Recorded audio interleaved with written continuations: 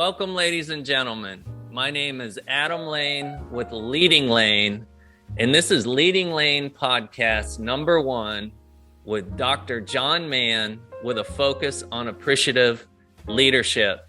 And Dr. Mann, I welcome you to the podcast. I want you to know how much I appreciate you and what you've done for me.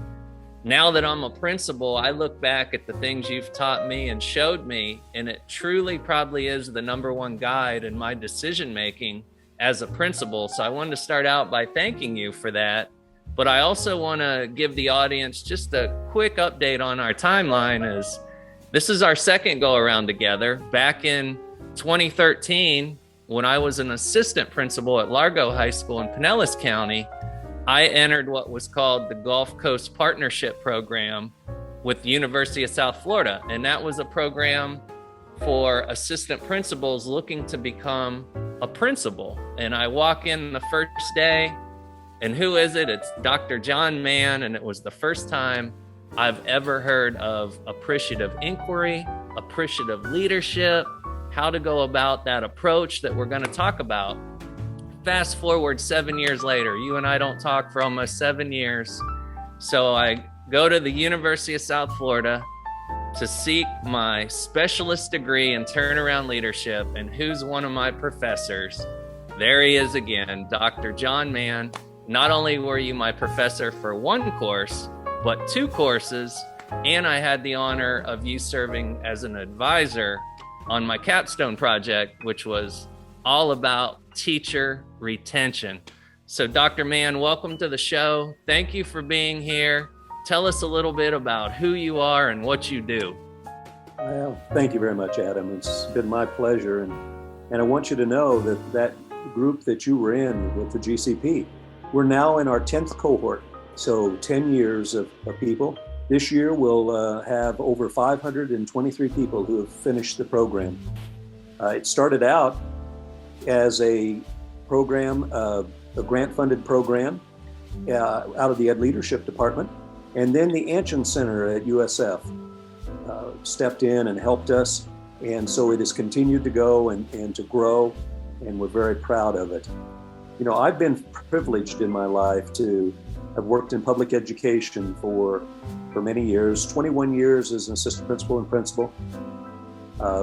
7 years as a leadership development director, and then I was also the direct communications director and then the assistant superintendent of curriculum instruction services before I went to the University of South Florida, where I worked full-time for several years and just finished the full-time in July. So I was in charge of coordinating that program that you were in earlier this last year, but I'm still coordinating the GCP and happy to do so. And it's a privilege to be on Leading Lane. Hey, that sounds pretty good. Thank you for being here. And I'm so glad to hear that program's still operating and going, because I learned so much through that program. And just the cohorts we had with the different districts and getting together with different assistant principals and professional development leaders, it was just amazing. But I mentioned at the beginning how much learning appreciative leadership meant to me. And I didn't realize it then until you're in that role and you just keep relying on it.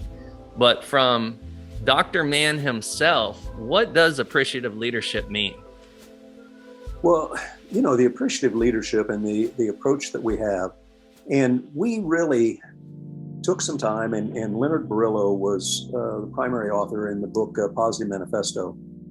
And in that book, we tried to highlight and to share what we were thinking about in regard to appreciative leadership in public education. So how was it informing how we might work? We had lots of experience and things that we had done, but until we really got associated and I started working and went and did a year-long course with David Cooperrider on appreciative inquiry and appreciative inquiry in the leadership efforts there. It really assisted me as we were going forward. So the importance of the book, Positive Manifesto, really was our attempt to situate the things we've been reading, studying, and attempting to live in public education in a book. And the emphasis and the influence of appreciative inquiry on our leadership thinking was immense. But appreciative inquiry had a primary focus on business, and we wanted to bring that focus to education. Now, Dr. David Cooperrider from Case Western Reserve has been focusing much more effort more recently on education, knowing that it was so important. And so it's been a real privilege of mine to have been able to work with him and then to have discussions with him about the importance of appreciative leadership in education. Through the Positive Manifesto, we really tried to establish a framework. And that framework was the Appreciative Organizing in Public Education framework, the AOE framework. And it was really based upon 6 things: transcendent core purpose and values at the center, the importance and the essence of relational leadership next, the support and highlighting of positive strengths and how to use those and why they're important. Then next was the generative questioning, learning, and capacity building. And then internal and external accountability, the power of internal accountability and the realization that external factors are going to occur. We don't want to not acknowledge that the state is going to do things each and every year that don't seem to help us move forward. But we have to have ways to lead our school, our departments, our districts in a positive way, regardless of the external factors that we're dealing with. And then the last thing is we're bringing all that together to try to create whole system coherence. And that is a huge task. And it's one that I'm working right now with a group, and we're working on a book, a different book right now on systems thinking and how we're got to whole system coherence. So the part I will, of course, contribute is about appreciative organizing and how do we bind an organization, a school, how do we bind it together? It's an invisible thing. Sometimes also called that white space, managing the white space. But it is that binding. And something, Adam, that you do so very well, and when you're working with culture and climate, that's an outgrowth of how we bring people together and keep them together for the success of an organization. We have some guiding principles that we kind of put in there and we think that are important, that help us as we go. And those are to be hopeful and to be connected, can be connected with networks and with people and within your school, because there's formal and informal networks that are so important. And to work to be fulfilled. And with fulfilled, we want you to have some fun too, as you're working, as you're living your life. And then you need to be resilient. Every day is not going to go exactly perfectly. And so you're going to need to be resilient and be a positive influence within your organization. So, David Cooperrider and Appreciative Inquiry has been a key piece of foundational work that we've relied upon with the 5 Ds. He started with 4 Ds, and then a 5th D was added, and he thought that was great and went with it. And those 5 Ds were define, discover, dream, design, and destiny. And so those have been foundational, as well as our work with positive psychology and especially influenced by Martin Seligman. Mm-hmm. And so anyway, those have been extreme influences on our appreciative leadership and how we're moving forward and how we want others to think about those areas as they lead. And Dr. Mann, I still have my copy of the book so everyone can see the Positive Manifesto, How Appreciative Schools Can Transform Public Education. And this is one of the many books I have in my office that I still refer to all the time. But you talk all about the content in the book, but how to say, as a principal, do you apply that to be practical to lead decision making as a building principal? Well, Adam, and you go back and you kind of think about who you are and what you want to be. And then you have to decide when you step through the door that I'm going to live those values and the core values that you believe in and that your school is dedicated to. And, I remember one time, and I had a student, and I had a master student, and they said, Dr. Mann, we just got a new principal. And they came in and they started talking to us about our core values, and they sat down and they met with everyone and they worked with us on them. And they said, it sounds a lot like what you're talking about. I said, oh, well, that's great. That's wonderful. I'm really happy. That's a great way to start. And then a little later, I said, well, who is your new principal? And then they told me, and I started laughing because it was someone who'd gone through the EBS program at USF and had me in class. Mm. And so I laughed, and I was happy to think that maybe it had an influence. But I think when you're walking into a school, you're thinking about who you are and what you're going to do. It has to be something that you're proud enough of, that you're willing to stand up in front of your faculty and say, this is who we are. This is who we are at, Springstead High. This is who we are at Highlands Elementary. This is who we are. And it takes a little bit of courage. It takes a lot of conviction. And it's hard when you're the first year and you're a first year principal and you're not 100% sure. So what you do when you're a little afraid at first, you start living it consistently day in, day out, so that people know that is what you are and who you are and what you reflect. And that's, to me, how you start. And when I think back to working as a principal, all of the things that, Adam, that we shared and talked about and I taught you, I didn't have all those pieces together when I was a principal. I believed in relational leadership completely. I believed in acknowledging people's strengths, but I didn't have terminology. I didn't have a way to bring all of those thoughts together.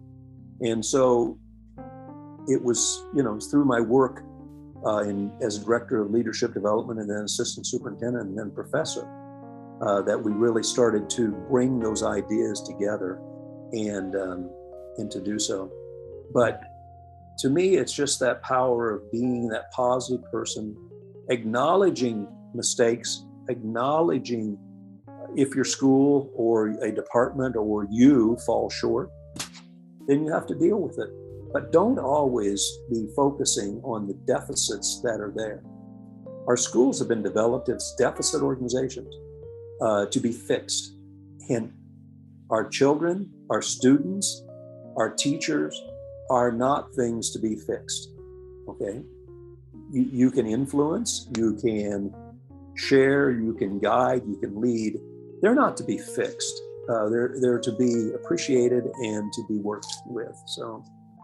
And I agree, Dr. Mann, and I like looking at the root cause of everything. So when I look at you and your passion with appreciative leadership, was there something that happened in your life or a person in your life that you appreciated so much it might have led you down a path to really focus on this as your passion?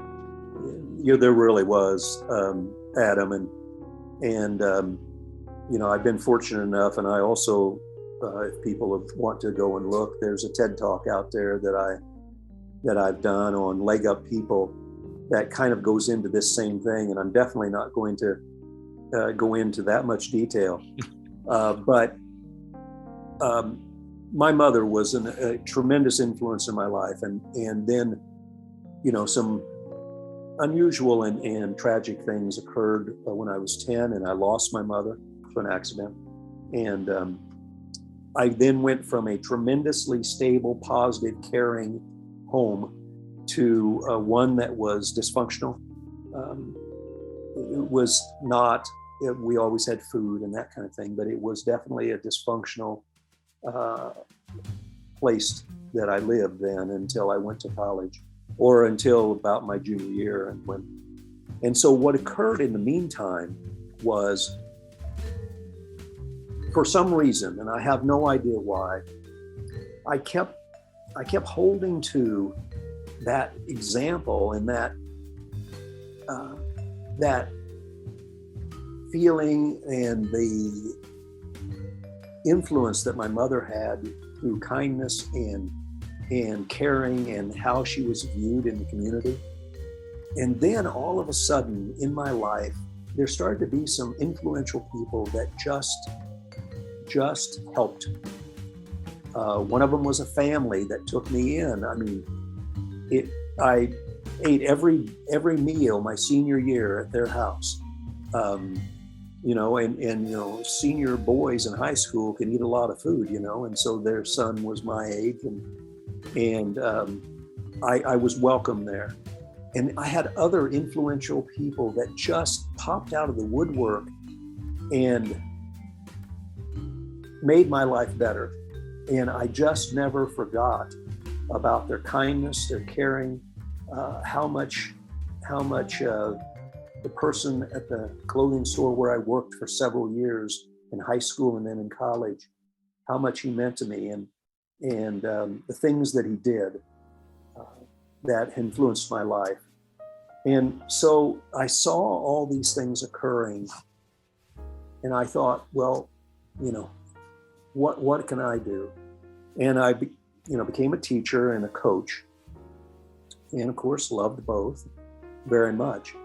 But then I started to see that in coaching and then teaching, that you had great influence. And then what were you going to do with that influence? How were you going to use it?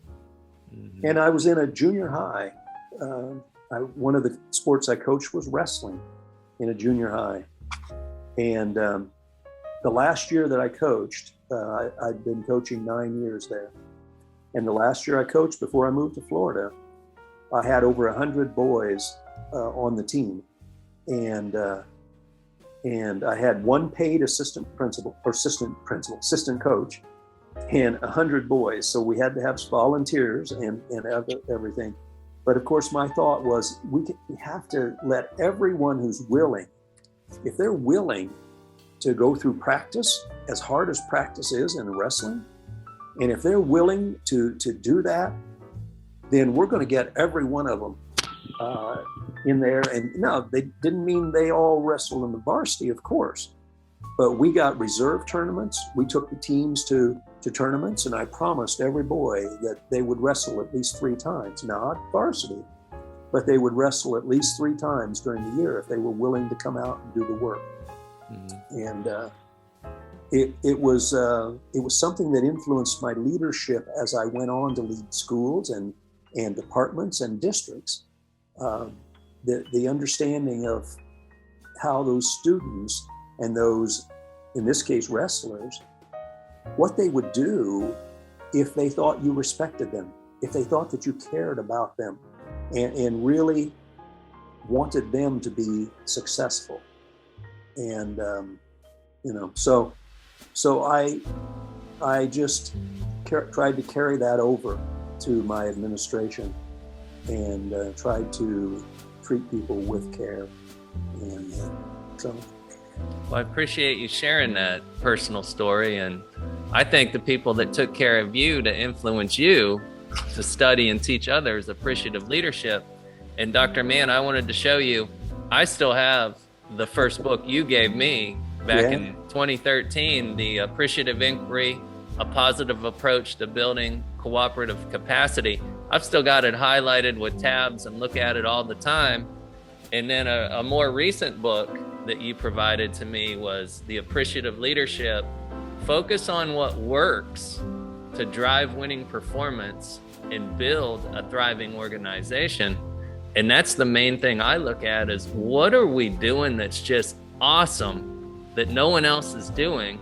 And how do we multiply our awesomeness to just flow and help us solve all of the other problems.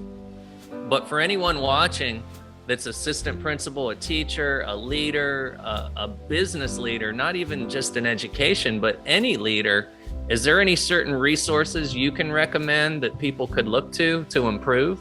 Sure, absolutely. And, one of the things, and I have a book that I'd like to recommend. And also, though, I wanted you to know that since we've been working together, I've done a workbook that goes along with the Positive Manifesto to give activities and exercises and those kinds of things. And we're just getting ready to look at maybe a second edition of that, so that I'm the primary author in.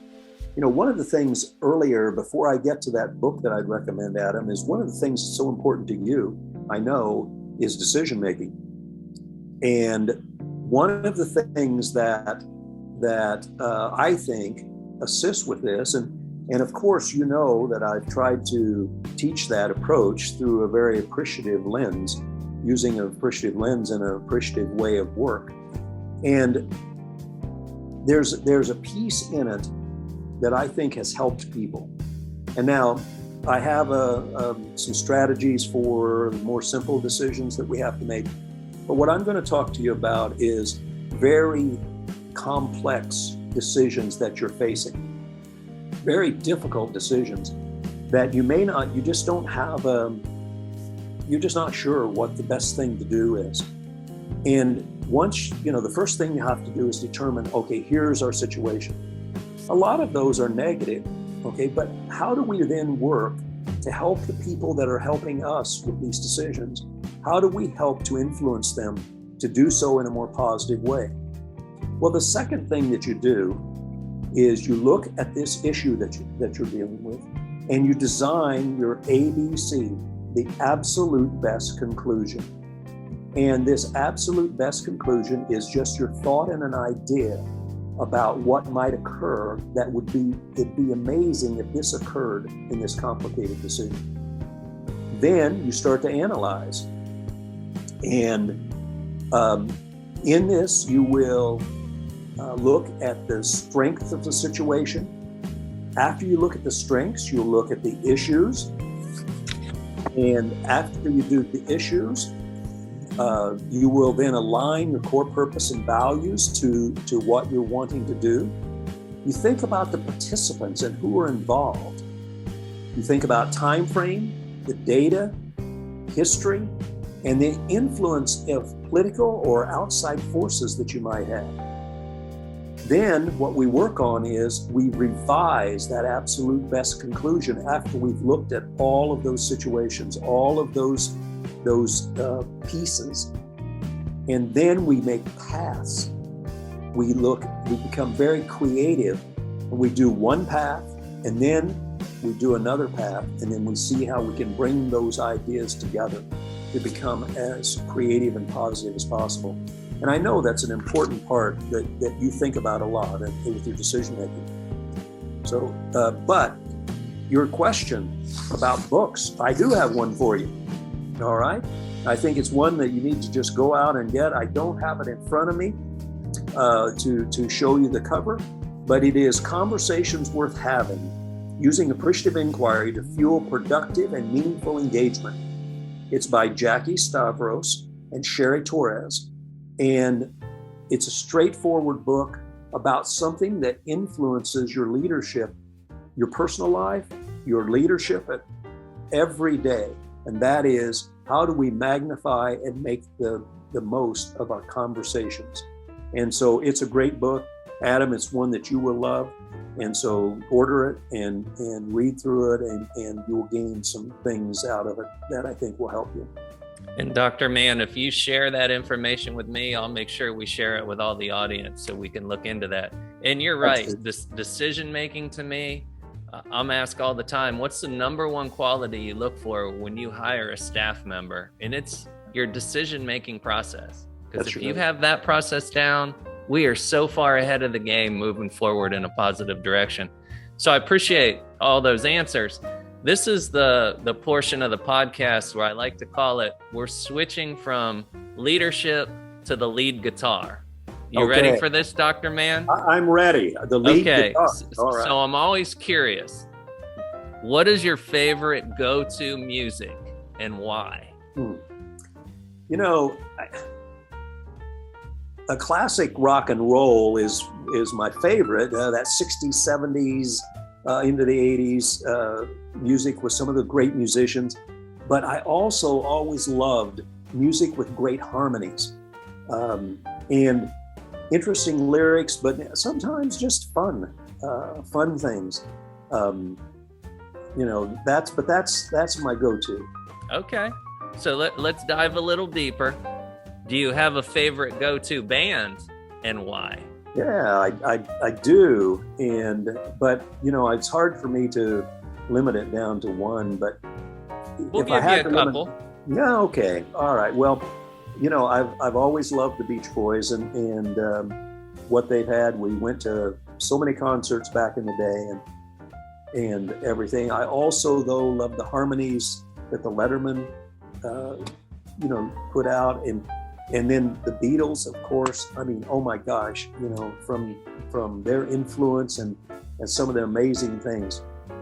But I'm not going to give up there, all right? Because you know, Simon and Garfunkel, you know, Garfunkel's voice, come on. And Simon was pretty genius. And how about Carole King? Pentatonic, if we go a little newer, I love them. And Ed Sheeran is a pretty amazing musician and dude as well. But if you had to do the one, it had to be the Beach Boys. Good answer. Good answer. And this is a tough one. This is really tough. But is there one go-to all-time favorite song that Dr. Mann has? Yeah. You know, I think a song that I hear and I am amazed at the vocals in it. And then you start to look at the lyrics, and I really, really love Bridge Over Troubled Water by Simon and Garfunkel. I love that song. And, you know, I also, if we want to go a little newer and musicals and that kind of thing, you know, the message and what occurred in the musical Wicked with the song For Good. I've always loved For Good and how they came together and what that song meant. So I love those. But, you know, what about albums? You know, I mean, this is the guitar segment. What about albums? What's your favorite album, Dr. Mann? Yeah, well, you know, I've got three. Love Pet Sounds. I thought Pet Sounds by the Beach Boys was just an amazing album. Brian Wilson was just locked up. The other people were out touring. He locked himself in and wrote Pet Sounds while they were touring, and they came back and he had them all done. He had it done. And they recorded it. You know, I said the Beatles, and I thought Sgt. Pepper's Lonely Hearts Club Band was an amazing album. There's, you know, people would, whether it was their best or not, but it was an amazing album. And then what about Carole King's Tapestry? Whoa, I mean, that just blew me away. Just blew me away. It just, I couldn't believe the songwriting and everything. So yeah, I wanted to add my albums to this guitar segment. I love it. And albums are a classic. A lot of people don't even have an album in their house, attic, basement anymore. So hold on to those. And then, you know, the last thing is, you mentioned the Beach Boys and all the concerts, but is there a concert that really stands out that you were there and you were just like, wow? Yeah. I didn't get to go see the Beatles in concert. So, you know, I missed that. But I did go see Paul McCartney and Wings, and in a stadium. And that was just pretty cool. And, you know, he played, of course, some songs from Wings, but he played Beatles songs as well that he co-wrote so many of them with John Lennon. And then when the whole stadium was just singing with him, Hey Jude, it just so cool. I mean, so, that was amazing.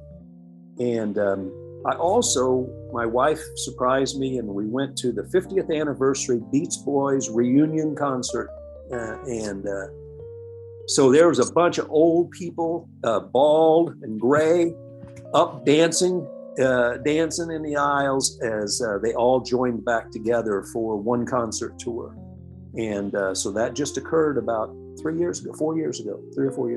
So good times. And I love music. I love going to concerts. It makes me happy to see someone happy talking about the music that they love. So absolutely. I appreciate that. And as we wrap up, Dr. Mann, if anyone's interested in contacting you, have questions about appreciative inquiry, appreciative leadership, maybe they even want to come on board at University of South Florida and obtain a degree and work with you and all the amazing professors, what's the best way to get a hold of you? Yeah, the best way is just my email is jlmann@usf.edu. And please share that. And anyone listening, don't hesitate to reach out. Or go ahead and text me or call me if you have something that I can really assist you with. My cell phone number is 727-919-1491, and I'll be happy to talk with you. Greatly appreciated. And as always, just like Dr. Mann offered, I'm here. If I can ever assist in any way, you can find me at leadinglane.com. You can email me at adam@leadinglane. I'm on Twitter @leadinglane. I'm also involved with LinkedIn. I'm involved with Facebook. But reach out to Dr. Mann, reach out to myself.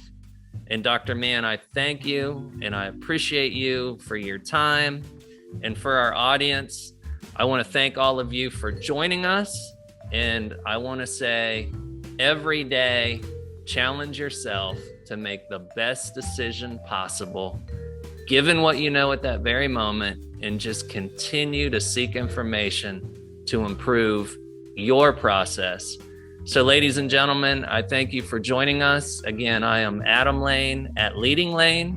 This is the Leading Lane podcast, episode 1, featuring the Dr. John Mann with a focus on appreciative leadership. Thank you, Adam, so very, very much. Thanks to everybody.